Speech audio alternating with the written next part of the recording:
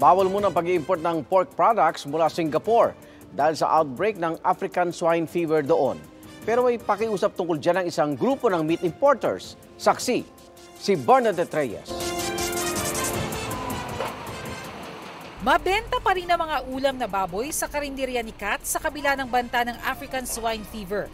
Para masiguro ang kaligtasan ng mga customer, sinisiguro nilang malinis at sariwa ang mga binibili nilang karne. Sa amoy, sa itsura.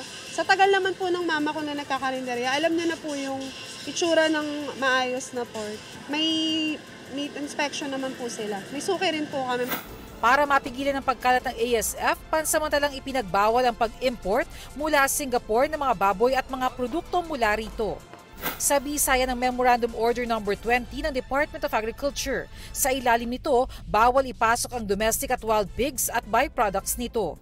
Lumalabas kasi sa report ng Animal and Veterinary Services of Singapore sa World Organization for Animal Health noong Pebrero, may outbreak ng ASF sa Northwest Singapore. Ayon sa Meat Importers and Traders Association o MITA, wala namang epekto sa supply ng Pilipinas ang temporary ban. Pero mungkahin nila sa DA, baka pwedeng gawing specific na lugar lang ang sakop ng ban. Ang production ng baboy galing sa green zone, pwedeng ibenta sa mga ibang lugar.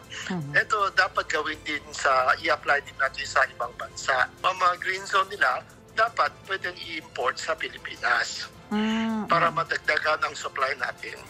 Sa pinakahuling monitoring ng DA, hanggang 390 pesos ang kilo ng baboy sa mga pamilihan sa Metro Manila. Para sa ilang mamimili, mahalaga ring may supply ng imported meat na mas mababa ang presyo at pasado sa quality standard. Medyo malaki ang tipid dyan kasi ang fresh kasi nga karne, mahal, nasa 300 plus ata. Ay ito 200 plus lang. Kung kailangan nila budget lang, dito sila sa frozen. Pagkapangulam ng mga sariwa.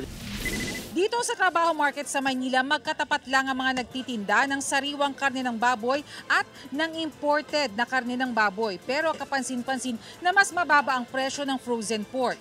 Ang frozen na kasimat pigi halimbawa mas mababa na hanggang 60 pesos kada kilo, habang ang frozen na liampo mas mababa na hanggang 100 pesos kada kilo.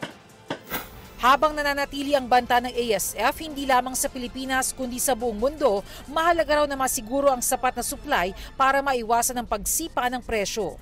Ang authority natin dapat mag-approve sila ng more sources na ligtas. So we have more options and that we are able to bring more meat for the country. Sinusubukan ng GMA Integrated News na makuha ang panig ng Department of Agriculture ukol sa mga mungkahi ng MITA. Para sa GMA Integrated News, Bernadette Reyes ang inyong saksi.